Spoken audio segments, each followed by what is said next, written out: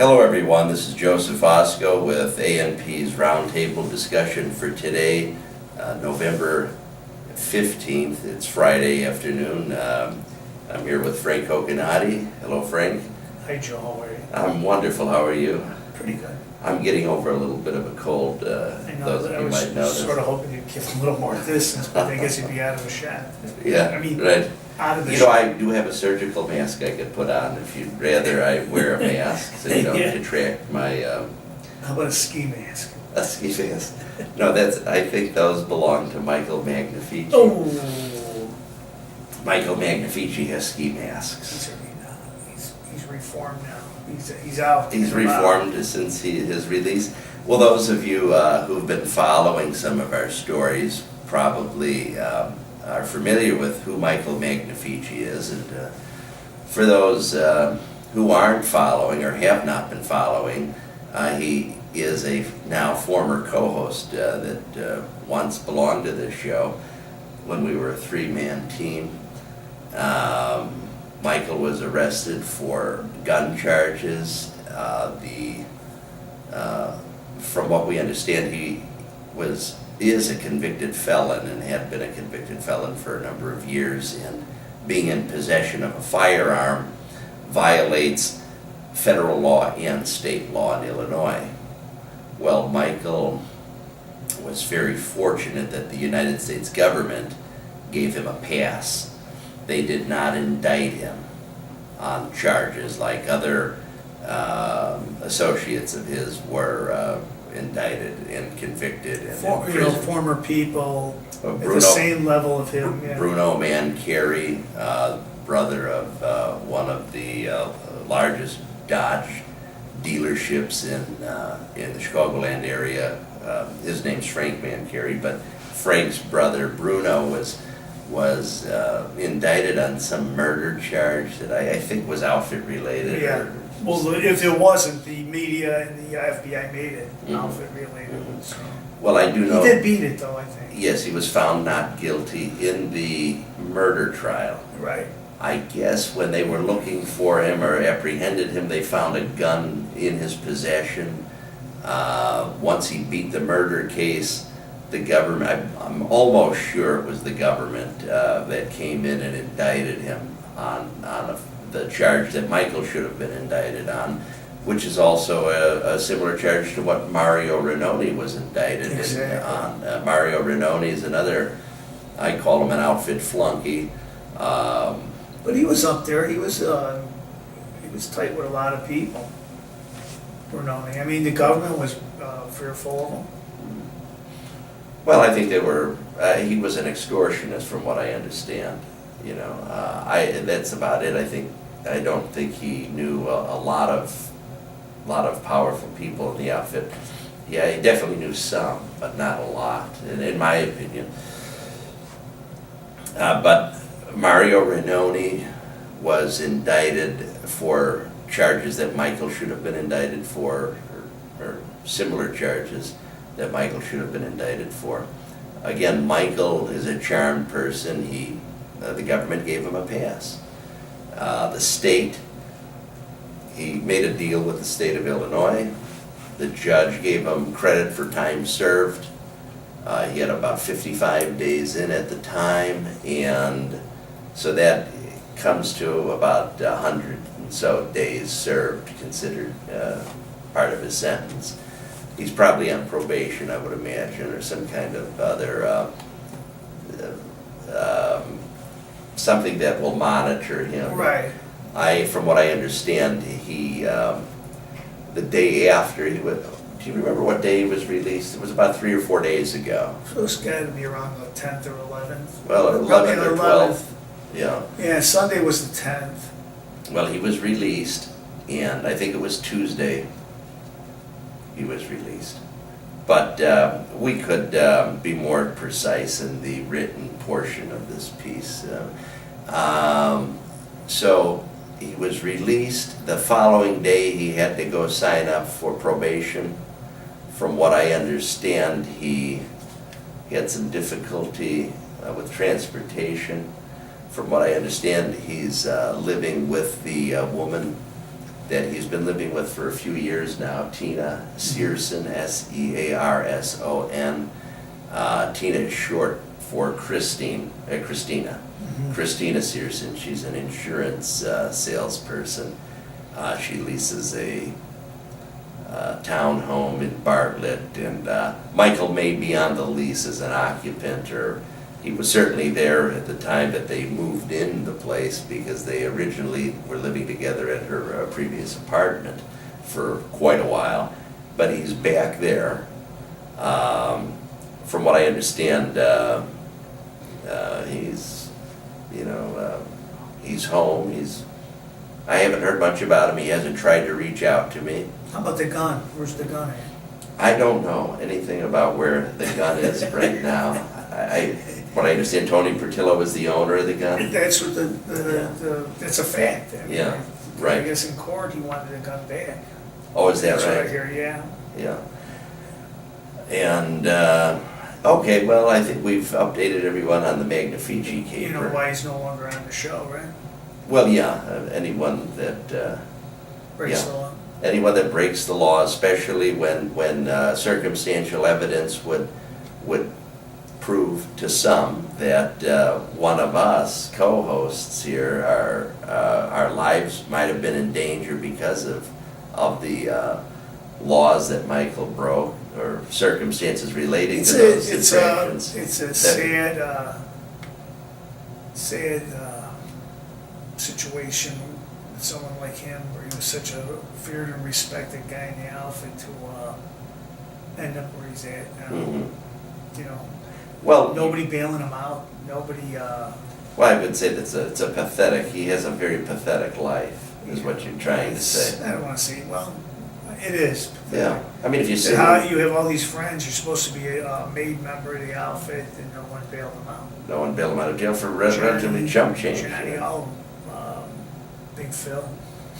Big Phil is His right-hand man. Phil Mazurek. Is that his name? Yeah, Mazurek, I believe. Yeah. It's just sad that this guy was, his father was probably one of the meanest, well, not meanest, and if you met him head up, but a top killer with the DeFranco family. And this is his son. And for his son then like this, and nobody there to go help him. It's, Well, I think it's a very, I think it's a very. sad statement how the No, outfits. well, I disagree with you. I think it's a very fitting situation. Unless you're, unless you're speaking of Lee Magnifici with pride. I don't know if you're proud of the man being a killer. I think it's just deplorable. But let's be honest, the outfit and it was based on a lot of pride and, keeping your mouth shut and taking care of one another. Mhm. It's a total joke now. Okay, you bring up keeping your mouth shut. Why do you think the government would give Michael Magnifici a pass, unlike Mario Renoni, unlike Frank Manchieri's brother Bruno, who were indicted Well, in Renoni's case, where you say he's a mid-level guy, I think he knows a lot, what goes on, even though he might be a mid-level guy. I mean, his son. I would say it was very his son- low level at best. His son personally. is adopted by Donato, what's his name? Bill Dodano, Bill the third. Donato. I mean, he's tied into. No, there's no adoption there. Just No? he's a stepfather. Oh, he just takes care of the kid? But he's a stepfather. He's Okay. married to the mother. But what I'm trying to say is they put a lot of pressure on Renoni over a gun charge, because he violated a gun law, I guess. Mhm. Whereas Mike did the same thing, and But why did Michael, in your opinion, get a I pass? think the government has a reason, So they helped him, in your right? opinion? Because the government makes an issue out of Renoni with the gun, but where Magnifici is even a higher level outfit guy, Yes. they do nothing about it. Right. And matter of fact, they kept it low key in the press. Press didn't do anything except Nothing, the one not even the embarrassment. newspaper out in Bear. My opinion on that is that they don't want Magnifici talking, and the man he could talk about is Johnny DeFranco, who I think they're protecting, the government. Now, who would Michael talk to if he was going to talk to someone about Johnny DeFranco? Who would he talk to? Yes. You said you think Well, the there's government... agents. There's still agents. I don't know if they're still in Chicago, but go ahead. No. The FBI. I mean, Okay, but is it your assertion that, or your opinion that Johnny DeFranco is protected by the FBI? yes, I just said that, right. So, Yeah. So if they don't want Mike to go in for a long time or give him a lot of pressure, because then Mike might roll okay, and start talking. but if Michael rolls and talks to the FBI, who in your opinion already gave John DeFranco a pass, it would fall on a deaf ear, wouldn't it? And it wouldn't do anything to Johnny because But he's already protected. what if we had Magnifici this close talking to the media, being interviewed by the media? He goes to the media and says, Oh, you and know, Johnny, I exposes, did this, right. exposes how the government helps Johnny and helps him, or something like that. Well, he would go to the media with the relationship with him and Johnny and what he's done for him and what Johnny has done. It puts a lot of pressure on the FBI to answer, which they don't have to, why Johnny DeFranco is still on the street and all these other guys are in jail. So- Specifically for the Spilotro murder. Do you think Michael could be a dry snitch to the FBI? I don't think they don't want him. I don't think they even want him to talk. No, well, maybe I should explain a dry snitch. A dry Maybe you snitch should, is- because Yeah, I really a don't dry, know the term. okay, a dry snitch, unless I'm wrong and someone out there could tell me if I am, write to us. From what I understand, a dry snitch is someone that would report things to the FBI about where someone of interest goes and has breakfast every morning, where who someone of interest is related to, Right. who he spends time with, what is believed by others about this person. It's not really incriminating evidence that a dry snitch gives. They're not pointing out where the buried bodies are, where the guns are buried and all that. Right. But they're pointing out other things that are helpful to the government in their surveillance. I understand. Do you- I don't think Mike is any of that. You don't think he gives that kind of Maybe information? you know more than I do, but What do you think about the information he gave you? about the McCormick place or about everything, about Johnny. Just in general. I mean, do you think he gave you a lot of information? Yeah, I think he gave a lot, but without backing it up, going on camera with me, it doesn't do me any good to talk about it. But he told me some very earth-shattering things. Okay. I mean, especially with the Spilotro killing. And I'm not bringing it up to ask you to Oh, no, repeat any of the stuff, but there's other things. The but- McCormick place, the how the outfit still controls those Latin American countries. A couple countries they have still interest in them. Those are very powerful comments he makes to me, and you just can't. I can't go on camera without him. now Michael knows you're somewhat involved with the media in Chicago. Right. You never kept that from relationship. him. Yeah, In fact, you introduced him to Ed Marshall, didn't you? at Channel 2. Yeah, you introduced him to Dean Placco. Dane Placco. And I was there for both of those introductions. So Michael, and this is before we ever started doing our show. right. And so, I guarantee you, John Cass will talk to him if he but, will talk. but Michael knows you have an in with the media here in It's a Chicago. relationship, right? He knows that, Michael. Right. But yet he still told you a lot of things Right. that he probably, an outfit guy isn't supposed to say. No. Okay. No. So if he would talk to you, someone with a relationship with the media, you still think he wouldn't be a dry snitch for the government? I think he felt like no, I just don't think so. Just from what is it getting him? You see, he's in bad off with money. Maybe it got him a pass on a gun charge, and that's why he wasn't indicted by the government. It's possible. Yeah, it's So- very So possible. I'll ask another time, do you think he could be a dry snitch? Just from my relationship with him, I don't think he is. Okay. I don't think there's enough there for him to Mhm. to be one. He's a money guy. He's always been a type of money person. With gambling. Okay, when you say there's not enough there for him to be one, what is not enough? What are you talking about? Can you give me an example? He wasn't accused by the government of murder, where he would need to roll over. He hasn't been accused of, dealing drugs, where you have to role, you know, but he's done minor offenses. I don't think, there's not enough there the government could offer him to be a dry snitch, what you're saying, for any type of information or for any relationship. How well do you know him? I don't know him well. I just So know him this is based on your just from what I've assumption. talked to him about. So you assume that he has only committed relatively small time crimes in his No, life? I don't believe he's done that. I believe he hasn't been caught doing anything big. And if he did, caught meaning a murder, he hasn't been called in on a murder, has he? I believe he had to provide alibi information when Tony Shermani was killed. Well, right, but he wasn't locked up for any type of murder. No. So that's one of my point. I mean, to make a deal like that, like even Do you think Marco D'Amico, for those of you who don't know who Marco D'Amico is, he's a convicted gangster in Chicago, degenerate gambler, an alcoholic, and a loudmouth. they should just read Robert Cooley's book. Not that I don't know him. Yeah. I don't. Do you like Robert Cooley? No, I think he's a liar. Really? Yeah, that's my opinion. Yeah. Based on some things, but That's a whole nother. yeah. We should get him on the show.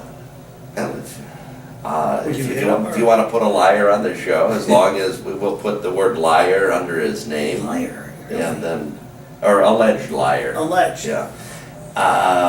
Go ahead. You had a thought about the. Marco D'Amico spent, I don't know, 10 years or so in prison. Turned himself in. I don't believe he. He What was. do you He mean was he turned indicted. He himself was. He knew that they were after him Mhm. for whatever RICO or whatever they were on him for. He turned himself in instead of Instead of what? wasting money fighting the government. Oh, you mean he pled guilty? Pled guilty. Oh, I see. Well, a lot do these days. The old timers didn't. The last of the old timers is when Joe Ayuba and Jack Cerrone were indicted. They fought it to show. They said they wanted to show an example to the younger guys, teach them an example of Right. that you fight these things. You don't. Is it the one you the don't Vegas cop a one? plea. Or? Yes, the Strawman case. Right. And what they inadvertently taught the younger guys was you better cop a plea, because these guys went away for almost the rest of their lives. Lives. But getting back to Marco D'Amico, the reason I bring him up, Marco D'Amico spent 10 years in prison, and it wasn't for murder charges. You can spend a lot of time in jail for charges other than murder. Right. Jack Cerrone spent 10 years in prison for charges that had nothing to do with murder. Joe Ayupa, same thing. Rob Blagojevich, 14 years. 14 years for Rob Blagojevich. For nothing. Joe Lombardo spent about 10 years prior to this current stint. Yeah.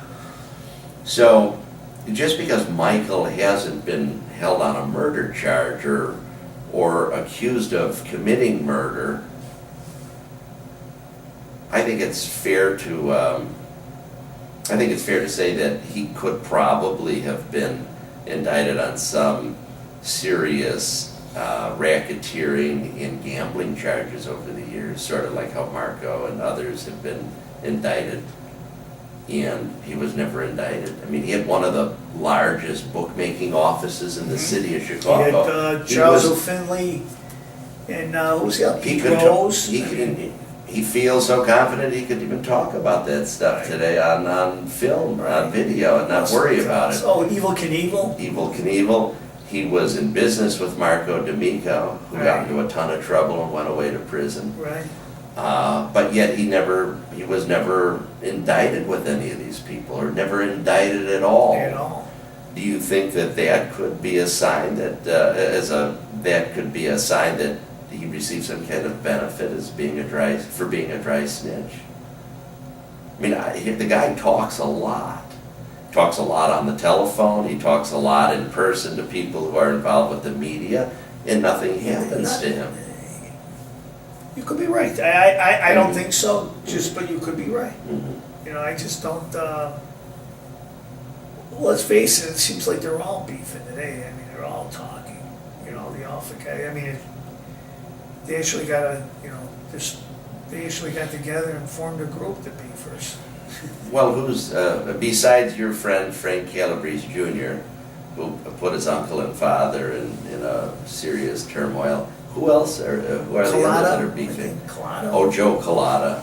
Yeah, he flipped. That's going back a long time now. Yeah, he flipped on Spilatra, didn't he? Or? Well, he was expected to or something. Right. I think he hurt. The point I'm making he hurt Cerrone's case, and I think his brother. I'm sorry, Frank Collada Right. is the person. I was wrong. I retract. It was not Joe Collada. It was Frank Collada that informed and was going to inform on Spilatra and informed on, was detrimental in the Cerrone and Ayupa case somehow. I don't remember how. Yeah, I don't either. His brother Joe, the barber, whose wife incidentally is a very kind lady. She helps people get into the, the Rosemont Senior program for right. low-income senior citizens. Right.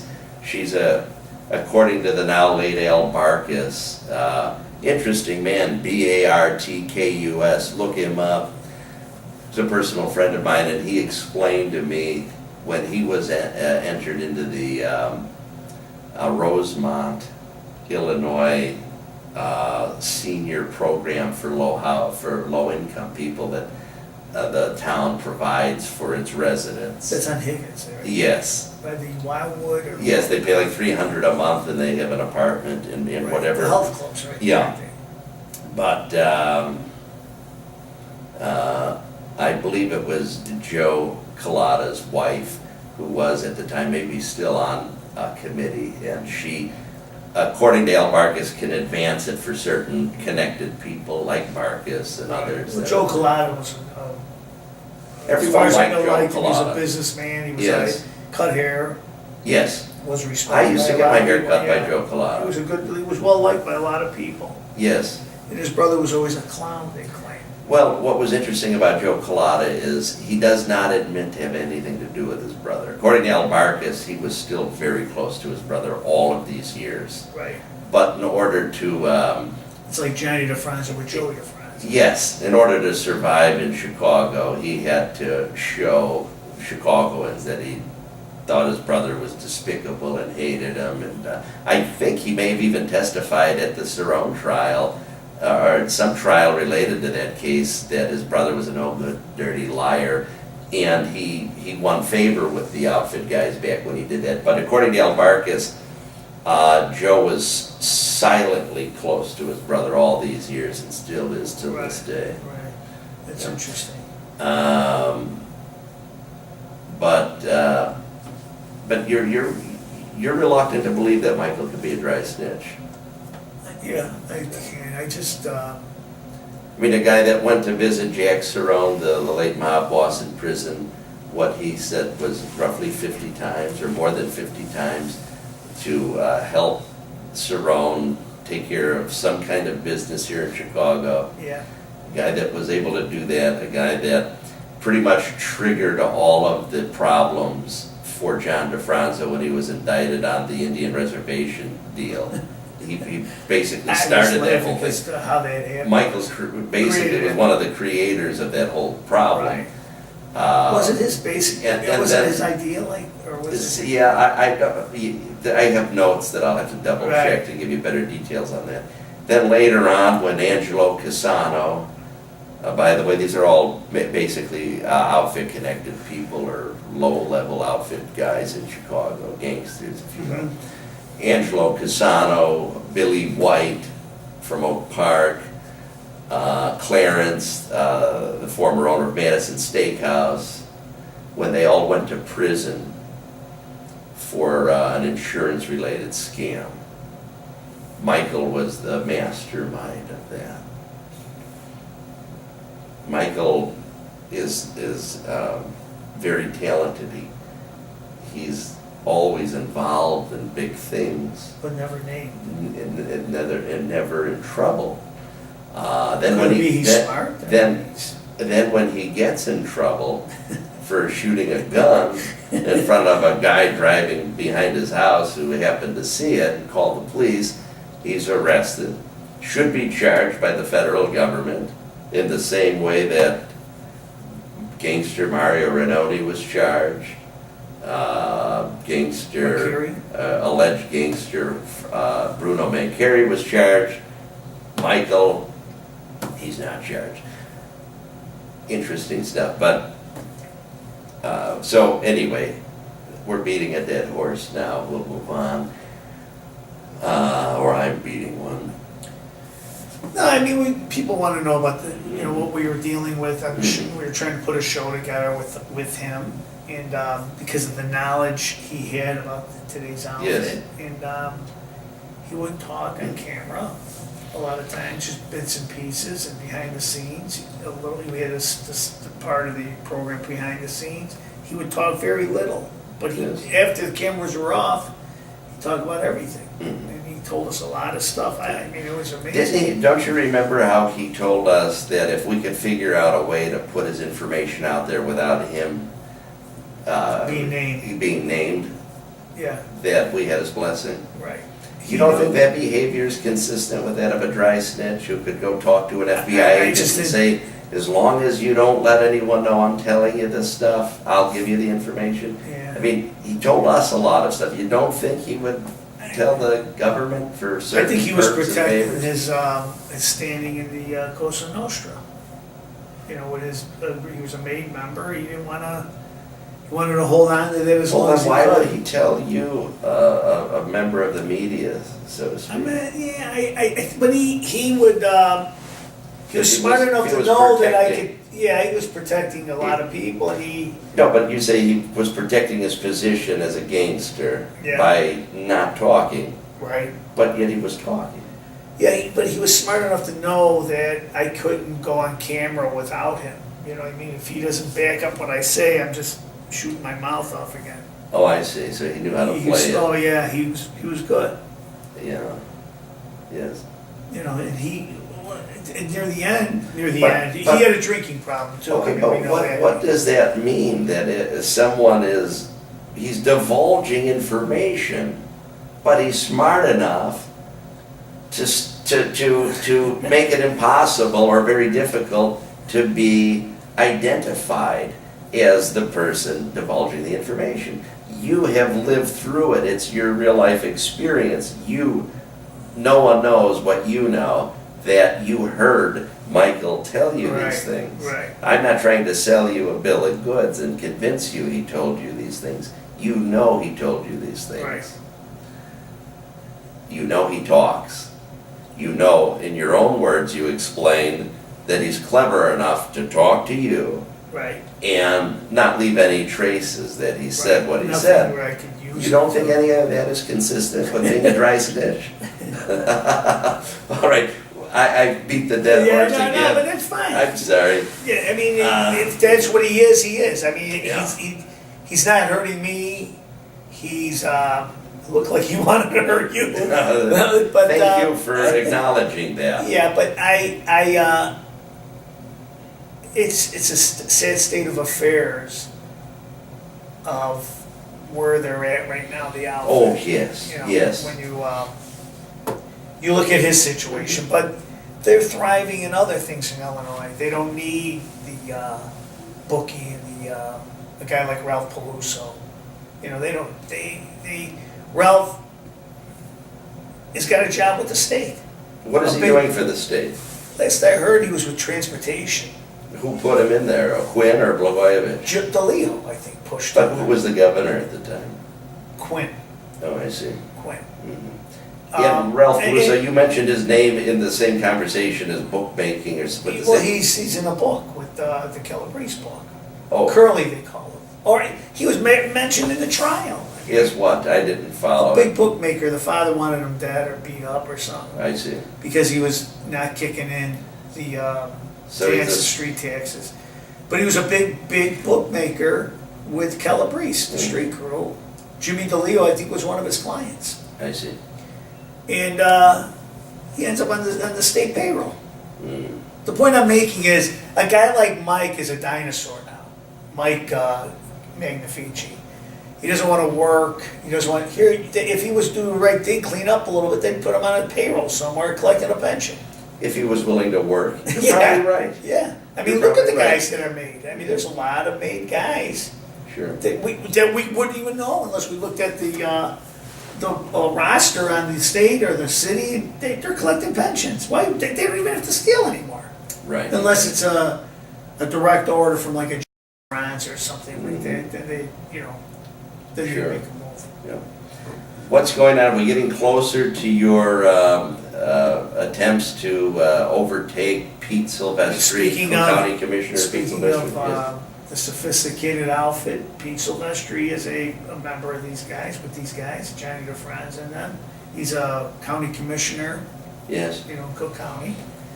They call it Crook County, Mm-hmm. and I plan on getting on the ballot to run against him as a Republican Yes. and expose everything about him, Mm-hmm. everything. Right. Do we even want to talk about His sexuality. his sexuality? I don't want to kick that too much, but No. most people know he's gay, so I don't want And what do you think the relevance is of exposing him My as a gay opinion of politician? that is, listen, I don't care what a person is. A person likes men, likes women, they just passed the gay marriage proposal in spring. The point with me is, if you lie about that, you'll lie about anything. Now, is it fair to us to say that he was asked this and he lied at some point? Was he interviewed? I don't know if anybody's ever asked him. So then Point how- blank. I don't think they want it. They're scared, I guess. I'll ask them when we campaign. There's a lot of rumors out there. Just said he lied. But because he doesn't say he's gay. Well, he's just being private even about though, it. It doesn't well, mean it's he's not a lying. private issue anymore. The gay marriage thing was huge. The gay ordinances, were pushed to give respectability to the gay community. Mhm. And if you're gay and hiding behind it, I mean, it's a big issue. They made it an issue. The Republicans made it an issue. Is a spokesperson for the gay community blasting him for hiding what you say is that he's gay? Why should he? Well, I don't they have understand. other things But going on. Why should you? No, you missed my point. Okay, then if clarify. he lied about that his hair is fake, Mm-hmm. right? No, it's real, Mm-hmm. but it was fake. He's lying about something. Okay. And if you're a liar, if you lie about something that simple, what else are you lying about? How can you trust somebody like that as an elected official? And again, when did he lie? Who asked him the question, "Are you gay?" And then when did he tell the lie? He has never been put to the question, Okay, so he didn't lie. but he married a woman that was a lesbian that had show a marriage together. Mm-hmm. What year was this? I don't know the particulars. I can get them for you. I believe he's been a single man now for probably the better part of 15 years. Well, Or 10 years or 15 years. yeah, I guess. So Listen, he's not when married the to time comes, I anyone. will ask him. And listen, that's only part of what Pete is. But Jim Thompson was a gay man. Everybody in the media knows that. He's not gay anymore. He's still gay. Oh, I mean, he but said he he's never wasn't come gay out. then. He's never come out. Mhm. I mean, what do you feel about that? If a person is gay and hides behind it, If a gay politician misrepresents who he is in his sexuality by living a phony heterosexual life in a loveless and sexless marriage and with his wife and raises a family in that situation, I think that could be an issue. it hurts But- the whole movement of but the gay. If an elected official, But, excuse me, Pete Silvestri's not doing that. what do you mean he's not doing that? He's single, he's not married. So he's what, neuter? He's not married. That's fine. Mhm. That's fine. Mhm. That's fine. But there's other issues with Pete besides that. Yes, I think those I are mean, the he ones you protects- should concentrate He protects, on. Johnny DeFranco. I mean, I did see. he works closely with the Democrats. That tea that you spilled on your shirt is quite prominent right now, that spot. Do we have any whiteout we could use to put on that? You making fun of my shirt? You got a Catholic priest shirt on right now. You should put a little collar right there. Allegedly. Allegedly, he probably took Yeah. it from Father or Cardinal Stritch. Cardinal Cody. Yeah. So No. what are some of the other here- issues with Pete and Silvestri and covering up for the Well, number defraud? one, he's part of a county board that needs to make more cuts Mhm. and stand up. He's at the beck and call of Commissioner John Daly. He does anything Commissioner John Daly wants. Mhm. We need more people in there that are gonna stand up to Perkwinkle and the whole board itself and make cuts. I believe 50% of the county budget is misspent. It could be cut. You know, the Yes. county their main responsibility are hospitals and forest reserves. They've created this monster over these things that they're supposed to maintain. Yes. I mean, there's other things they're involved in, but the main thrust of the county board was to take care of hospitals, the county hospital, and forest reserves. And they've turned it into this big monster of jobs. I mean, I can go through the budget today, probably cut millions from the budget, millions. What's the first thing you Pete would do? Silvestri's not gonna, What's the first thing you would try to do to cut the budgets or aid budget? I look at Any- supervisors, how many supervisors we have. In what capacity? Any department, right, and find out what their jobs are. I worked for the county for 14 months. Yes. I saw waste upon waste with everything in mismanagement. Mhm. And people on the payroll that don't belong on the payroll. So you're suggesting there's too many He covers these supervisors? people. Are there too many supervisors in the county? Too many supervisors. Are there more than one supervisor for one particular thing? I'll bet you half the supervisors don't even know what their jobs are. Mhm. Making 90, 100,000, 88,000, you know, just making, the taxpayers are struggling. They're struggling. And to constantly, you know, feed into a system that's not working is wrong. I mean, and especially in today's climate, the economies and the dumper. Here they raised cigarette taxes, gas taxes. That's not the answer. The answer is to make cuts and run a streamline budget. You know, streamline Cook County. You know, maybe 17 commissioners too many for the board. Why do we need all these commissioners? You know, and there's ways to make money. What's Todd Stroger doing? Todd Stroger is what I heard is running for county commissioner. Oh, he's gonna try to get on as Yeah, a he's gonna try to commissioner. run. I'll bet you even talk to people in Cook County, they don't even know who the county commissioner is, who he is, who represents them, and what he does. Sure. You know, you're supposed to oversee a budget of billions of dollars. I think it's $3 billion. Yes. You sure it's not misspent? Frank, can I back up a second? Can we go back to the McCormick place and the Dodano story that we kind of touched on briefly with Michael Right. reporting some information to us? What was he talking about? He said that Billy Dodano's company, This is Michael Magnifici. told you. Magnifici told me, has a company that rents equipment, and he's got exclusive rights to this contract of rental of high lifts, or high lifts they're called, I think. What are those the little trucks that? Anyway, he rents equipment to McCormick. Any kind of show, anything that goes on in McCormick, you have to rent Billy Dodano's equipment. And I forgot the name of the trade show or the company. Well, his company, one of them that I'm familiar with is Century Trade Show Services. But he just said Billy Dodano. Trade Show, interestingly enough, spelled their way as two words. Anyway, but Billy was, and this has been, I guess, been going on for years, the way Mike says it, gives, what's his name? You know the guy I'm talking about. He went to jail for messing around with the contracts. Oh, Rudy Frotto. Rudy Frotto. But Dodano gives Rudy Frotto $50,000. I don't know if Mike said every 6 months or a year to kick to Johnny DeFranco.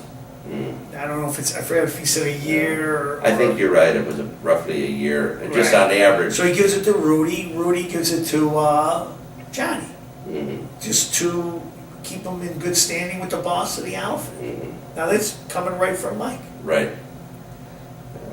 You know, and I said to Mike, this still goes on, Mike. He's Rick. This is how it's run. These are how things are run in Chicago, Well, Cook County.